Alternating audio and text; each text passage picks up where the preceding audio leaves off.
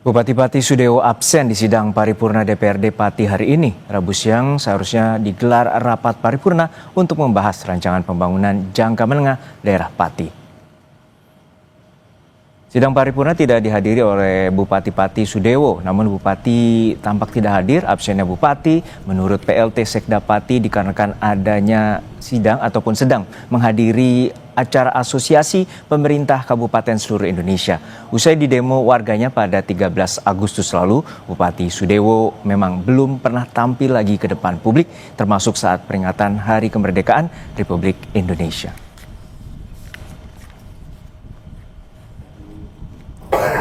Kehadiran Pak Bupati kenapa ini Pak? Pak Bupati nggak hadir kenapa? Ada kegiatan, beliau itu kan wakil ketua APKASI, ya. Asosiasi Pemerintah Kabupaten Kota Seluruh Indonesia. Berarti nggak ada di Pati ya Pak ya? Nggak, hari ini nggak. Pak, tentang pansus ada petunjuk Pak?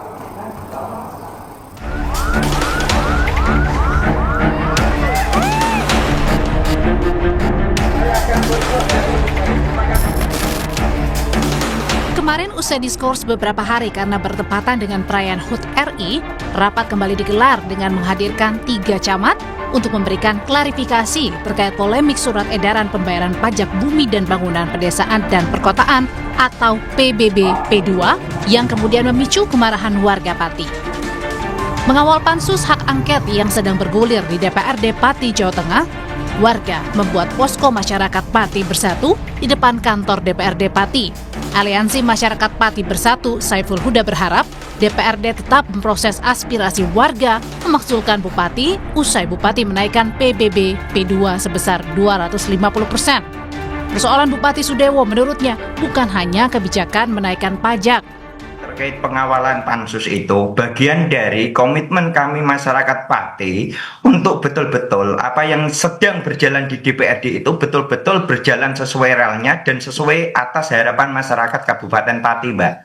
Sehingga kami berharap DPR tetap berkomitmen atas proses yang sedang berjalan di pansus tersebut, jangan sampai mengecewakan masyarakat Kabupaten Pati, Mbak. Wakil Ketua Pansus sekaligus Ketua Komisi C DPRD Pati fraksi Demokrat Joni Kurnianto memastikan Pansus bekerja konsisten mengikuti mekanisme dan membantah anggota Pansus masuk angin.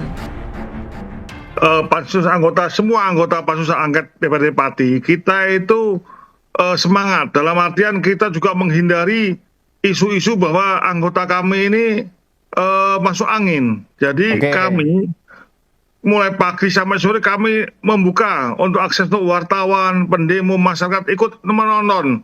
Baik itu live streaming maupun langsung, silahkan masuk, langsung kita transparan terbuka. Jadi bisa dilihat mana ada anggota dewan yang main-main, ya itulah.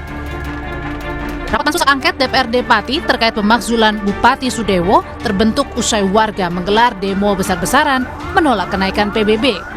Dan selain menuntut pencabutan kebijakan soal PBB, warga yang ikut demo juga menuntut Sudewo mundur dari jabatannya. Tim Liputan, Kompas TV.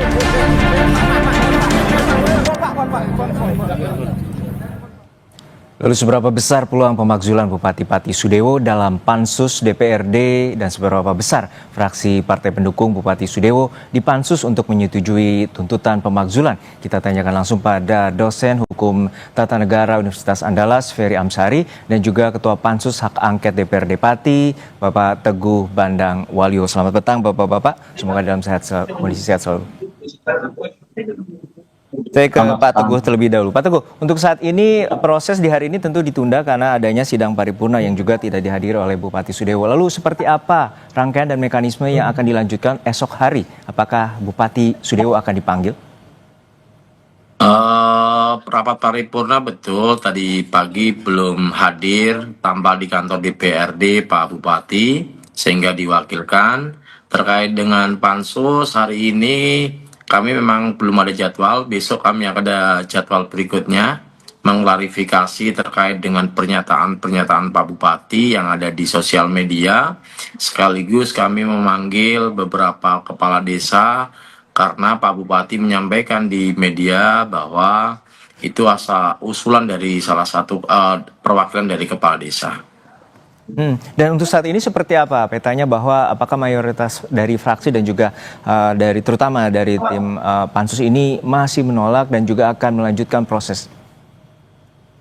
Sampai detik ini 7 fraksi yang ada di DPRD Pati dan kebetulan ada 15 anggota pansus masih jalan dengan baik.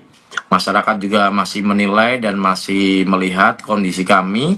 Kami berjalan dengan baik, tidak ada instruksi dari manapun. Kami sesuai dengan real dan kami para pansus ini, anggota DPR ini masih sesuai dengan amanah rakyat. Dari 12 tuntutan atau 12 poin, apa saja yang sudah terutama diusut terkait dengan pemeriksaan dan pembuktiannya di pansus? Baik, yang pertama kemarin terkait dengan Suwondo, Rumah Sakit Suwondo, terkait dengan pengangkatan direktur, terus pemberhentian 220 tenaga di Suwondo. Yang kedua, kita sudah kaitan dengan pajak mulai masuk. Yang ketiga, terkait dengan mutasi jabatan yang tidak sesuai dengan aturan main yang ada di Kabupaten Pati. Baik, saya ke Uda Ferry atau Mas Ferry. Mas Ferry, untuk saat ini seperti apa proses yang tengah berjalan, dan ada juga bahwa tekanan ini begitu kuat pada 13 Agustus lalu, dan juga saat ini ada rencana tanggal 25, namun tampaknya salah satu dari koordinator mundur dari aksi tersebut. Lalu seperti apa Anda melihat proses pansus yang tengah berjalan di DPRD Pati? Ya, menurut saya prosesnya tidak sebertele-tele ini harusnya ya. Argumentasi yang meletakkan hampir seluruh poin kesalahan Pak Bupati tidak terlalu tepat, karena cukup satu kesalahan yang bisa dibuktikan dengan mudah, beliau sudah bisa dimakzulkan. Misalnya di pasal 76 Undang-Undang Pemerintahan Daerah ya, Undang-Undang 23 tahun 2014, kan disebutkan bahwa seorang kepala daerah dilarang untuk mengeluarkan kebijakan yang menimbulkan keresahan masyarakat. Di titik itu saja sudah cukup untuk menjelaskan bahwa sikap dan kebijakan Pak Bupati yang berkaitan dengan PBB P2 itu adalah sesuatu yang menimbulkan keresahan publik. Belum lagi sikap arogansi yang menyatakan bahwa jangankan 5.000 orang, 50.000 pun akan saya hadapi. Itu kan sebenarnya bisa dilihat sangat terang benerang itu dilakukan oleh Pak Bupati, dibuktikan dengan berbagai media yang ada, dan kemudian itu menimbulkan berbagai polemik di masyarakat sehingga terjadilah demo yang bikin lucu itu. Bagi saya cukup satu itu juga, tidak harus semuanya gitu ya. Kan konsepnya sama dengan impeachment kepala pemerintahan ya. Itu di antara 5 kesalahan cukup satu saja sudah selesai.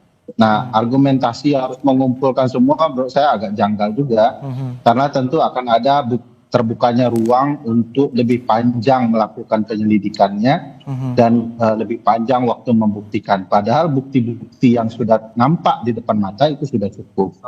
Jadi jangan sampai juga DPRD dengan segala niat baiknya dianggap mengulur-ngulur waktu ya, terutama terbukanya ruang bagi kepala daerah untuk bernegosiasi dengan masa aksi, terutama gagasan memecah belah publik ya.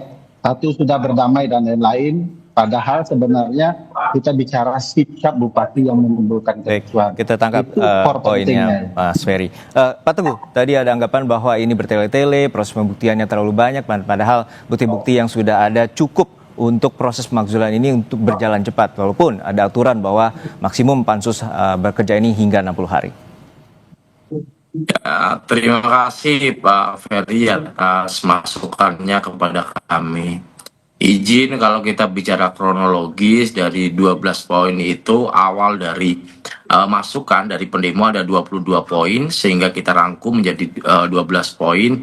Poin inti-inti sudah kita pelajari dan kita sudah konsultasikan kepada beberapa pihak, tim dari bagian hukum, terus dari teman-teman pendemo, bagian beberapa orang yang kita mintai pendapat terkait dengan hal ini. Sekali lagi, kami di posisi yang tidak mau main-main, tahapan itu kita lalui bersama dengan bagus, supaya tidak ada celah kekeliruan, dan kami akan menguatkan. Jadi kami khawatir kalau hanya 1-2 ini nanti kita kirim ke MA masih kurang kuat, sehingga kami punya keyakinan dari 12 itu lebih kuat. Ibarat sapu aja, kalau satu nggak bisa buat nyapu, kalau banyak ini bisa buat nyapu semuanya. Begitu, Mas. Tapi salah satu poin pentingnya adalah ini berdampak luas dan juga masyarakat juga kecewa dengan adanya sikap arogansi dari Pak Bupati Sudewo. Lalu seperti apa sebenarnya untuk dari pansus ini juga akan memastikan memanggil Bupati Sudewo di pansus hak angket? Baik, pansus hak angket ini kan terbuka ya, Mas. Kami tidak ada rapat tertutup, semua masyarakat bisa melihat, semua para media juga boleh masuk, tidak ada yang kami ditutupi. Terkait dengan pemanggilan Pak Sadewo, nanti kami akan melihat situasinya dalam pembahasan ini. Kalau memang diperlukan, kami harus mengklarifikasi, pasti kami akan undang Pak Sadewo. Ya, Mas Ferry, seperti apa tanggapan Anda bahwa untuk pemanggilan Bupati Sudewo itu apakah krusial untuk di pansus hak angket ini? Ya, yang merugi kalau Pak Bupati tidak hadir adalah Pak Bupati sendiri, karena itu kan hak dia untuk membela dirinya ya. Jadi kalaupun dia tidak hadir, mestinya pansus angket terus berjalan. Dan sekali lagi bagi saya mudah sekali membuktikan satu poin yang bisa mengubah posisi atau standing dari Pak Bupati.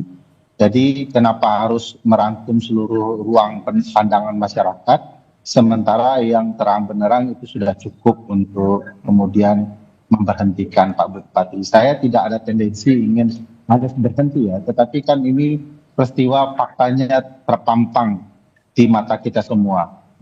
Saya tidak terbayang kalau ada sikap bupati yang ditolerir yang kearogansiannya dengan menyatakan ayo demo saya dan segala macam. Baik. Kalau Pak Teguh ingat juga sikap Pak Bupati setelah munculnya hak angket adalah menyatakan saya ini tidak bisa dimundurkan karena saya dipilih rakyat.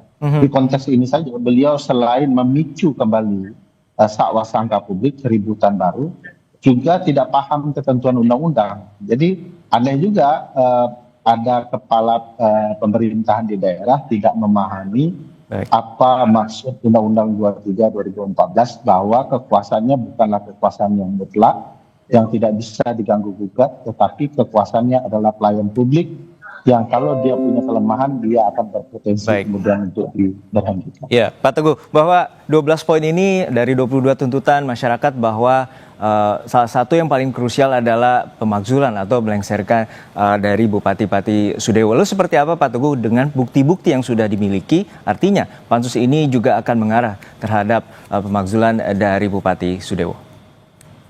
Baik, dari beberapa bukti yang telah kami kumpulkan, pansus ini kan punya tugas untuk mendalami, mencari bukti-bukti, mendalami apa yang menjadi krusial dari pernyataan Pak Bupati, terus kebijakannya. Salah satu yang paling mendasar juga bukti yang kuat adalah terkait dengan pengangkatan Direktur Suwondo. BKN itu sudah menyurati 3 kali, bahkan sudah diblokir. Pemda Pati di BKN juga masih tetap jalan Pak Bupati ini. Ini kan termasuk bukti-bukti, termasuk kami kemarin ada memanggil pihak ketiga yang melakukan tes. Ternyata di dalamnya ada hal-hal yang mengarah terkait dengan hal tersebut. Banyak hal yang kita temukan, termasuk pernyataan dari DPP KAD terkait dengan perda ini, perbuk ini bagaimana, kita juga sudah dalami. Sekali lagi kami sepakat dengan Bang Ferry kalau satu saja sudah bisa memakzulkan Pak Bupati, tapi kami kan sekali lagi tidak mau nih hanya satu pihak saja. Kita akan konfirmasi ke Sekda, ke Pak Bupati. Kami kumpulkan datanya begitu. Artinya di termin awal ini sudah cukup bukti, artinya bisa lebih cepat proses ini? Kami berusaha secepat mungkin, sehingga harapan kami dalam 1-2 minggu ke depan ini sudah selesai, Mas. Baik, 1-2 minggu ke depan telah selesai. Baik, terima kasih atas perspektif dan juga informasinya Pak Teguh Bandang Waluyo, Ketua Pansus Hak Angket DPRD Pati, dan juga Mas Ferry Amsari, dosen Hukum Tata Negara Universitas Andalas bersama kami di Kompas Petang.